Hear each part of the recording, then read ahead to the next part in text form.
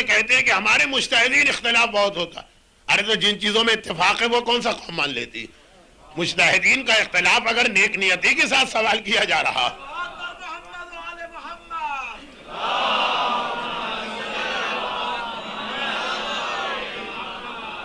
اب میں بڑائی کی نیت سے تو نہیں کہہ رہا ہوں، لیکن یہ سوالات کے جواب اتنے واضح ہیں کہ مجھے زبانی یاد ہے. لیکن میں نے سوچا کہ مراجع کرام کی تصاویر بھی آپ کے سامنے ہوں تو ذرا اس کا ثواب، اور پھر کتاب سے پڑھ رہا ہوں تو شاید ان کو بھی ذرا سا بھروسہ آ جائے جو ویسے ان باتوں پہ یقین نہیں کرتے. اور پھر وہی جملہ میں کہہ رہا ہوں کہ دیکھیے یہ سوالات ایسے کہ اس میں تمام مراجع کا اتفاق. نام ہے سوال: شادی کی تقریب میں اگر ہم شرکت نہ کریں، اور تقریب ایسی ہے جس میں لغو و لعب کا کوئی پہلو موجود ہے، لیکن اگر ہم نہ جائیں تو رشتہ داروں کی ناراضگی اور دشمنی کا سبب ہوتا ہے، ایسی صورت میں ذمہ داری کیا ہے؟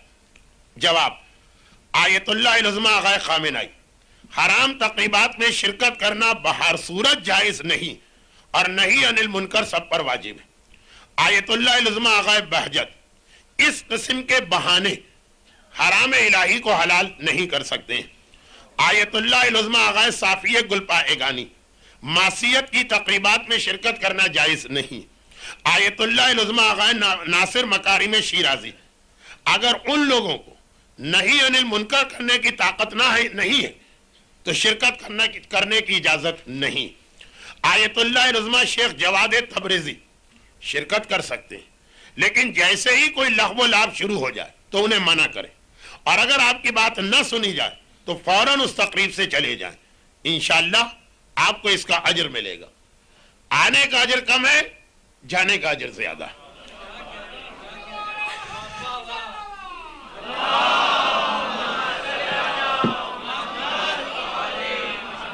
آیت اللہ العظمہ آغا سیستانی: اگر حرام میں مبتلا ہو رہے ہوں تو جائز نہیں.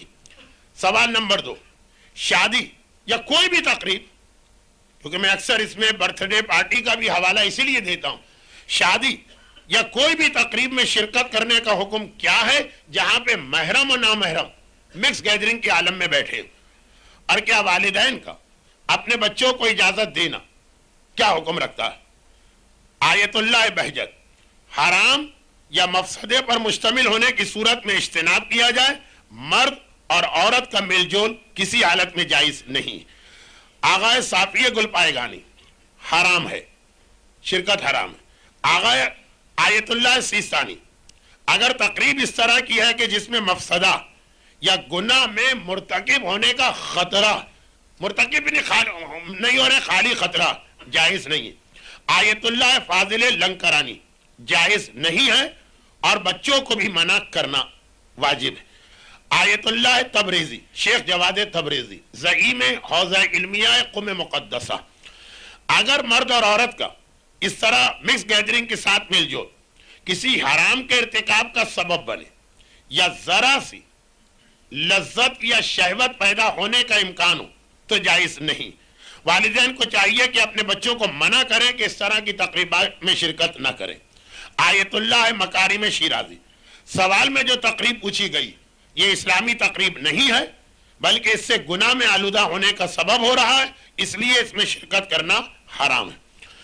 سوال نمبر 3: بعض مائیں اپنے نابالغ بچوں کو، بالغ نہیں نابالغ، ننگے سر یعنی بچیوں کو ننگے سر اور بے حجاب بازاروں میں یا تقریبات میں لے جاتی ہیں، نابالغ جہاں نامحرم بھی ہوتے ہیں.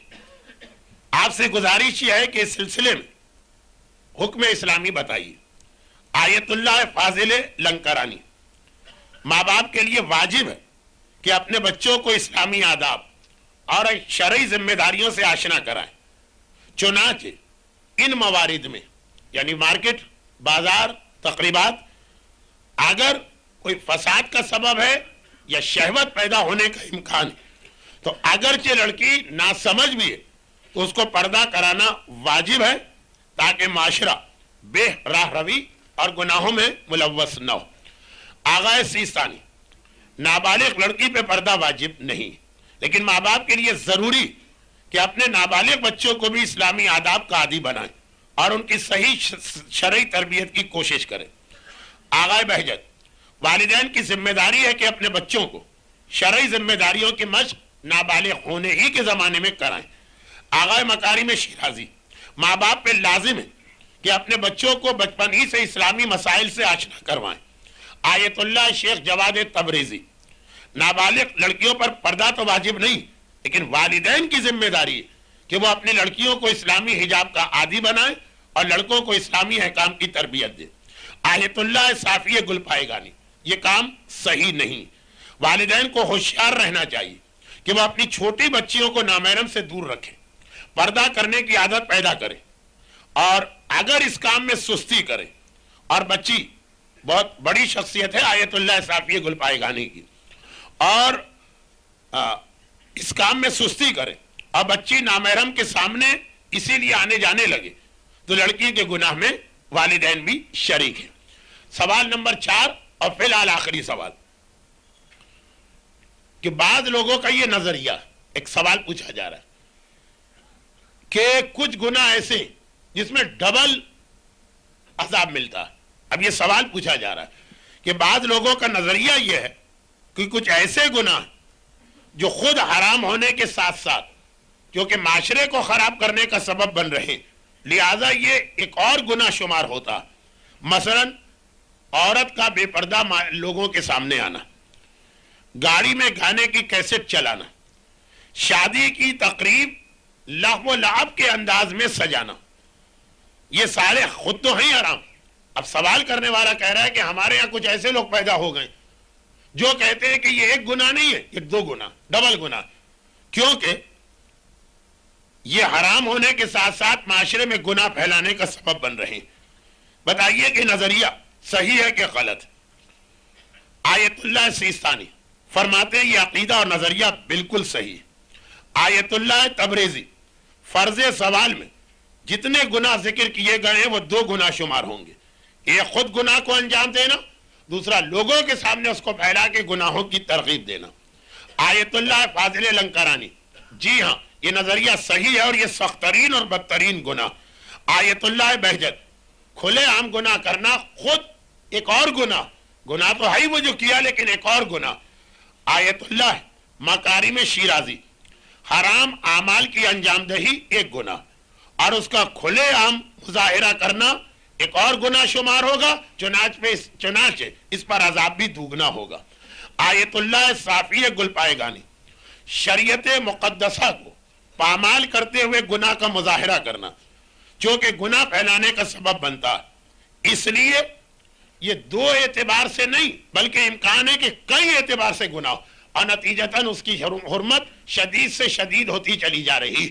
اب دیکھیے جی ہمارے مراجع تو آپس میں لڑتے ہی رہتے، جی ان میں تو اختلاف ہی ہوتا، کس کی بات مانے کس کی بات نہ مانے، سارے مراجع، اور یہ ایک سے ایک اتنے عظیم نام ہیں کہ باشعور علم رکھنے والا ان کی عظمتوں کو جانتا، لیکن باقی عوام کے لیے اتنا کہہ دوں کہ یہ انہی کے اسی کیٹیگری میں آتے ہیں جو میں نے 2 دن پہلے ایک جملہ عرض کیا کہ یہ وہ ہمارے علماء کہ دوسروں کو ایسے امام بھی پوری تاریخ میں نہیں ملے جیسے ہمارے یہ علماء اور مراجع، جن کے چہرے پہ نگاہ ڈالنا بھی عبادت میں شمار کیا گیا۔